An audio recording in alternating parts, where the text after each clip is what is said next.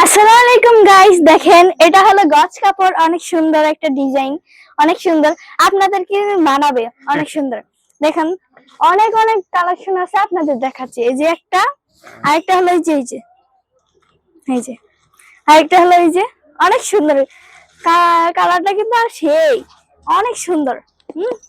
অনেক সুন্দর, অনেক অনেক।